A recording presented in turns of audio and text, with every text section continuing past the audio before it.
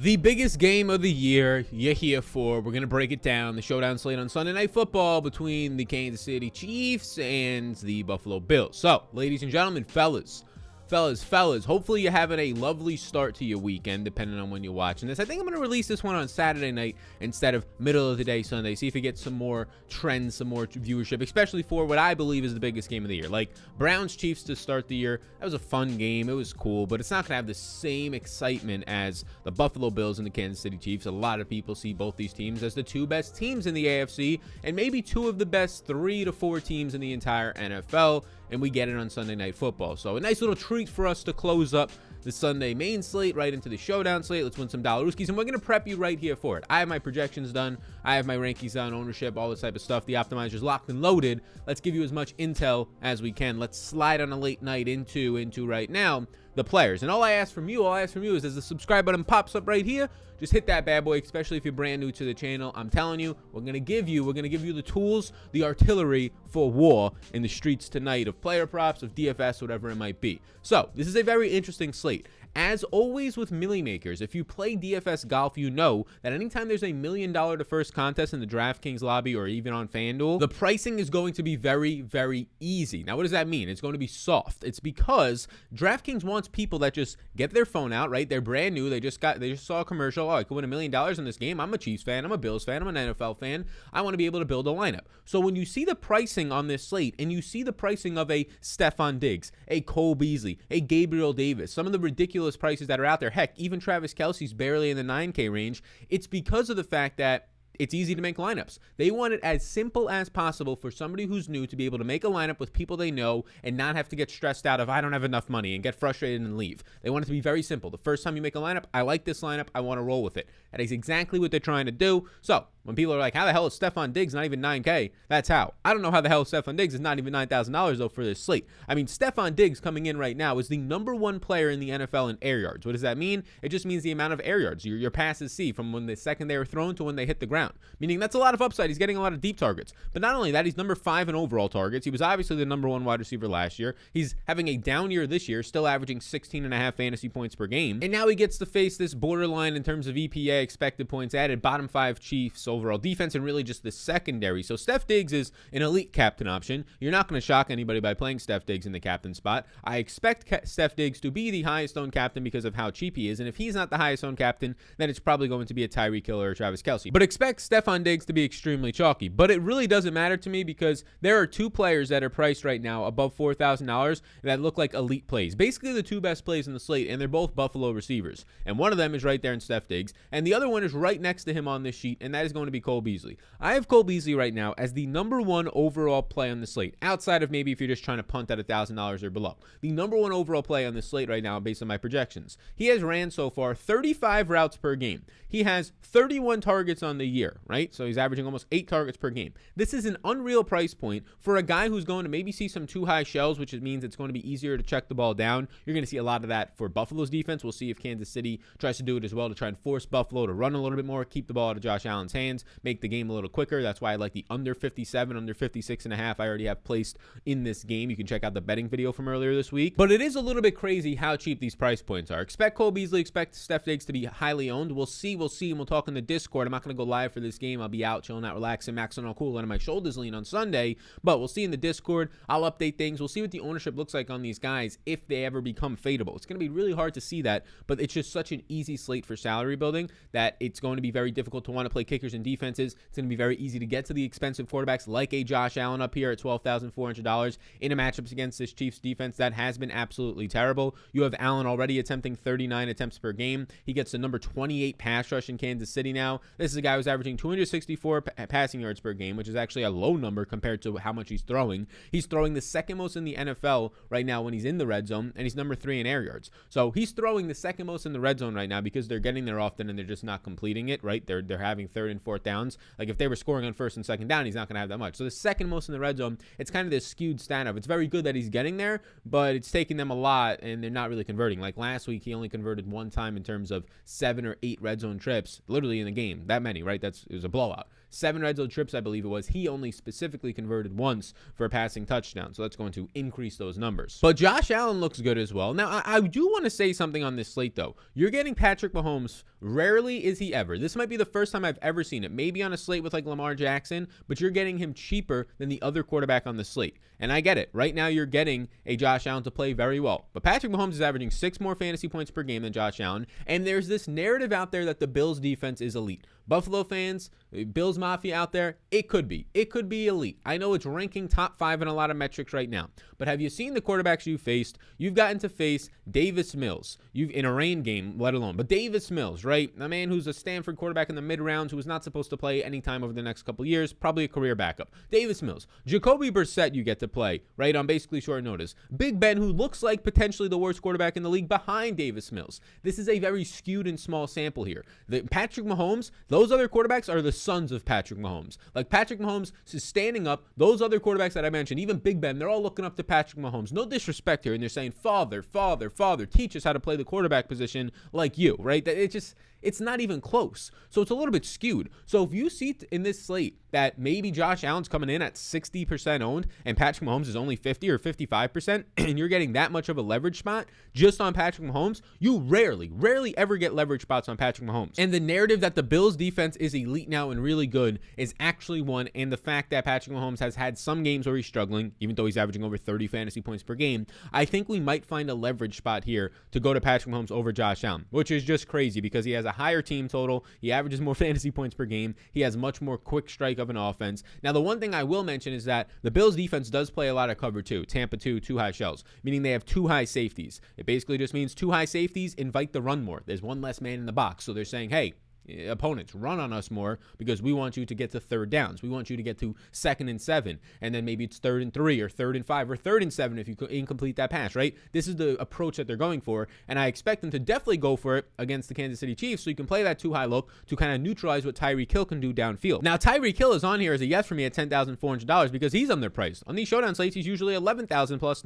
right? So you're getting some discount on him as he's a clear captain option as the target leader, the routes leader, the receptions and touchdowns leader on this Kansas City Chiefs team. So he's definitely in play. But I think a very interesting play is Travis Kelce. And now, if you want to get Tyreek Hill in the flex, that's fine. I think Kelce for captain reasons. I think Kelce, it's hard to go to Kelce over Diggs in the captain spot, especially when Diggs is still somehow cheaper. But I do think that Kelce at $9,200 is very strongly in play because of this 2 high look that I'm talking about. If the Buffalo Bills in their defense, like they normally do, plays 2 high safeties in this one, it's going to leave zone beating ability in the middle of the field. Short, quick passes between 10 and 12 yards, 10 and 15 yards. That is exactly where Travis Kelce strives. A Travis Kelce 10 catch, 105-yard game, even if he doesn't hit the end zone and he has 23 fantasy points for you, is very much in the cards today. And that's actually the perfect time to let you know about my favorite prop, the community prop. We can all take this together, hold hands, and watch the game. I have $100 on this one. I took Cole Beasley over 5 receptions. I just like the number. I think I have him right now for around 5.8, so it's not the greatest of numbers, but I actually do like the over. But the one I really like, we have taken Travis Kelce under 7.5 receptions twice this year. We have gotten it right. We're undefeated on these Travis Kelce props. Today, we're taking the over 7 receptions for this Sunday Night Football game. I think he lays down in the zone. I think you see a lot of these 8 to 10 yard catches. He picks up some yards after the catch, and you're looking at a Travis Kelce game of 8 to 9 catches for 100 plus yards, and maybe we even get a score out of it. I think Travis Kelce in this matchup sets up beautifully. If you want to follow this one with me, it's on prizepicks.com. You go there, you sign up, and it's very simple. When they say, do you have a promo code, use the code SAL, S-A-L, and your first bet will be free up to $100. So if you put $100 on that prop I just showed you, even if you get it right, bang, you won money and they'll give you an extra $100. If you get it wrong, they'll give you $100 right back. So there you go. It's a risk-free bet up to $100. What are you waiting for? Use it right now. Take the over on Travis Kelce's receptions, on Cole Beasley's receptions. We'll all sing Kubayaj around the Sunday night campfire and win the dollar motherfucking Rooskies. Use that code SAL to take advantage of this offer. So Kelce, I think, looks very good. I think Travis Kelce, because of the weeks of him struggling, because of how close he is in price point to Stephon Diggs, and then people will want to go to the exciting Tyreek Hill, who just dropped a fucking 50 bomb last week. I think Kelce's actually going to be low owned, which is another rare thing that you hear. Now, 2 more yeses stand out to me. The first one is going to be Gabriel Davis, who, look, I'm not the biggest fan of Gabriel Davis. I was advocating all summer long for Emmanuel Sanders over Gabriel Davis because that's what they were doing. They were showing you that they're paying Emmanuel Sanders, bringing him in. They're not going to pay him the money they paid him to just be a wide receiver 4. So Gabriel Davis has been the clear wide receiver 4 in this team. He's only ran 71 routes on the entire year. But when you look at 71 routes run on the year, that's 18 routes per game right now. He has 3 catches, 61 yards, and a touchdown on 7 targets so far. So he's operating as the wide receiver 4 in the Buffalo Bills offense. He's only $1,000. If you're looking for value on this slate, there's the kickers, there's the defenses. It's fine. There's mid-range value like Cole Beasley. There's expensive value like Steph Diggs and Travis Kelce. But when you're looking to dumpster dive on this slate right now, like $2,000 or below, or even looking below $4,000, there's really not much, right? And if you get 15 routes run out of Gabriel Davis in this game, it could lead to 1 to 3 targets. Really 0 to 3 targets. But if you're getting 2 or 3 targets in this game environment at $1,000 and it allows you to pay up for some other things, Gabriel Davis has to be in play. Now, I will admit, he doesn't grade out well. I have him on my Patreon projections. Join the community down below. Become one of the members that we're surging now, around 900 Patreon members. Get up in the Discord, projections, ranks, ownership, tools, Discord, access, the optimizer, a bunch of other shit to get you ready for this here game. So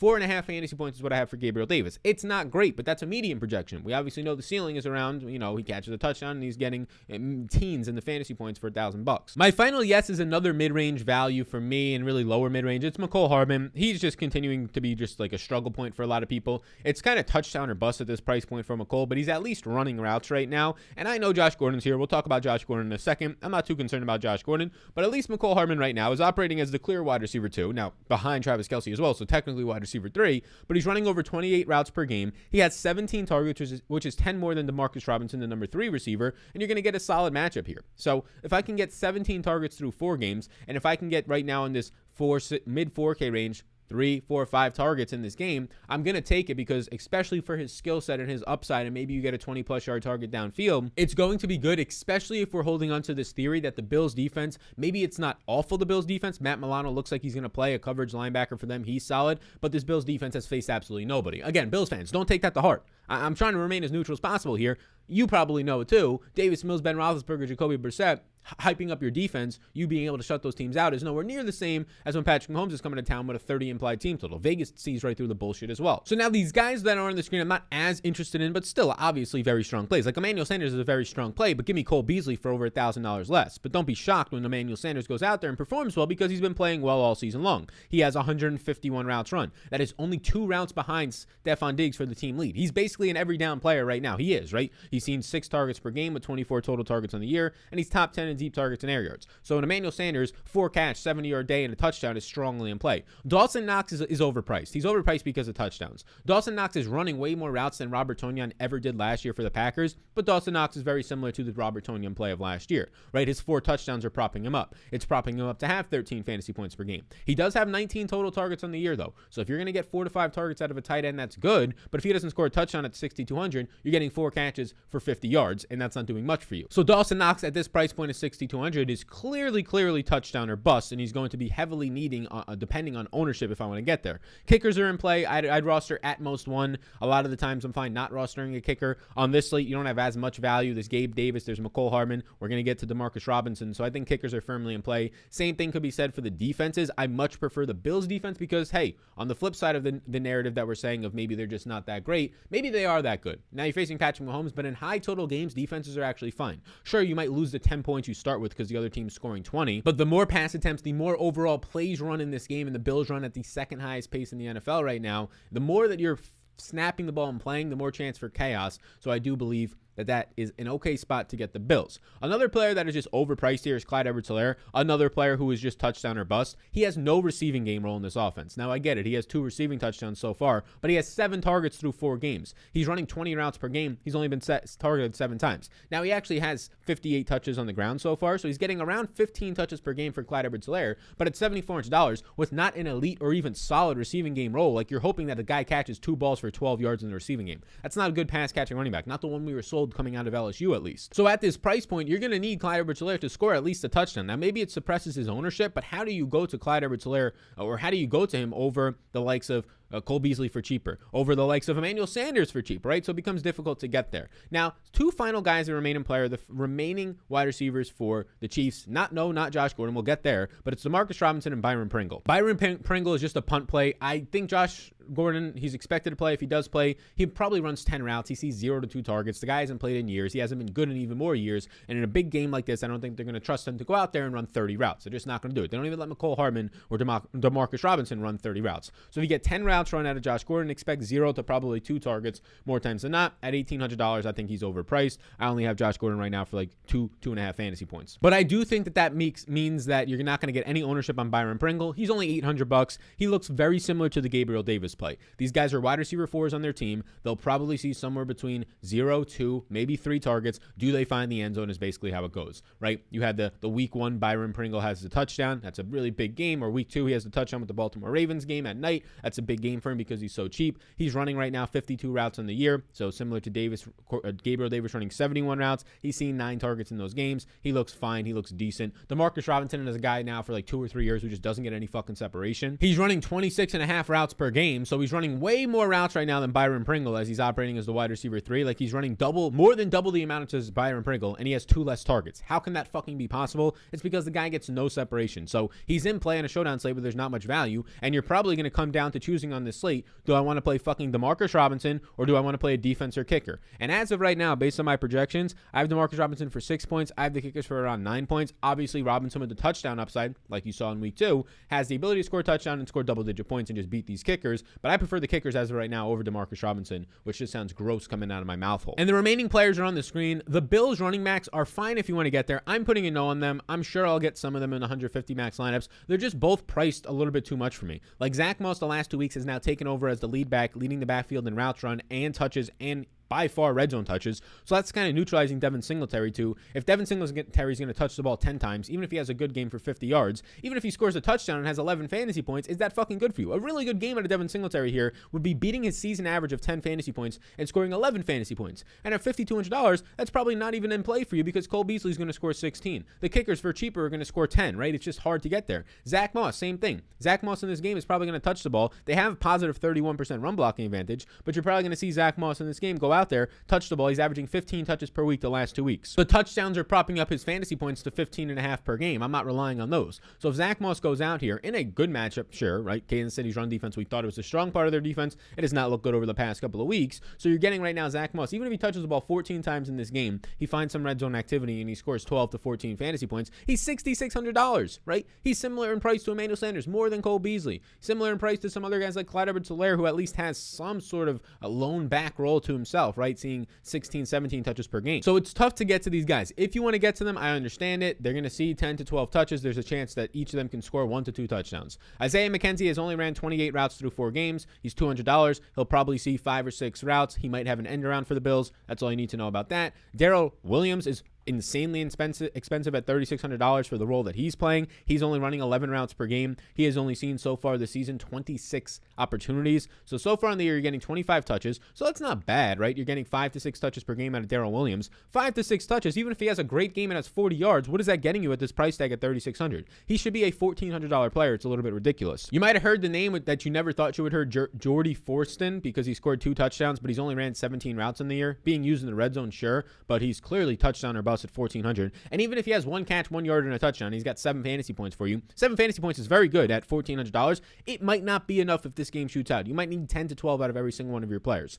So that's where this slate is at. It is a very, very fun slate. It is a very exciting slate. The Showdown slate looks sexy. Sexy as can be. We're bringing some sexy back with the shirts in the Showdown slate. So I appreciate you tuning in. Go ahead and take that prop. It's a risk-free bet up to $100 right there on the over Kelce and Cole Beasley props. Hit the subscribe button before you go. And best of luck on this slate. Hopefully you've already smashed the Sunday slate, depending on when you're watching this. I do want to let you know about SuperDraft, because SuperDraft right now, they're going to have the Sunday night slate pop up for you. And they're going to have some very nice contests. I'm talking $8,000, $5,000 to first. This is their main contest for Sunday every week. So if you're watching this before the Sunday's main slate starts, you can get in on this. SuperDraft's contest, because I am their biggest promoter. I bring them the most people, right? I give the most awareness is this channel, which, look, this is a decent sized channel, but it's nowhere near what is DraftKings and FanDuel is putting out in terms of their billion-dollar marketing budgets that they spend $1 billion like every fucking 4 months. DraftKings, literally $1 billion on marketing. So what does that mean? Well, it means that DraftKings and FanDuel's contests are going to fill. They fill it 100% because they spend $1 million and billions of dollars on marketing.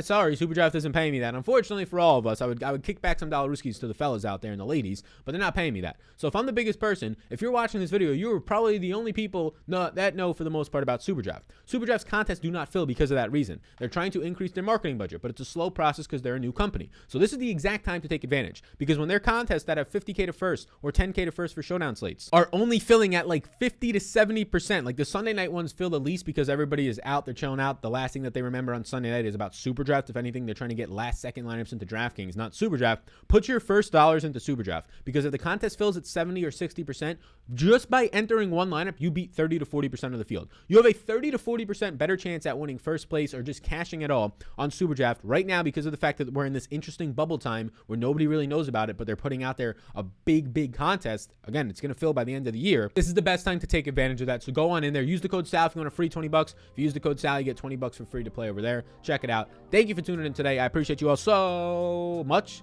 I'm going to chill out, relax, max, all cool for the rest of the day, the rest of the weekend. Enjoy some motherfucking football, some schmacks on the face, right? Let's enjoy this. Let's win some dollar-rooskies. Appreciate you for tuning in. I'll see you in the next one. Like and subscribe before you go. And hey, take care. Brush your hair.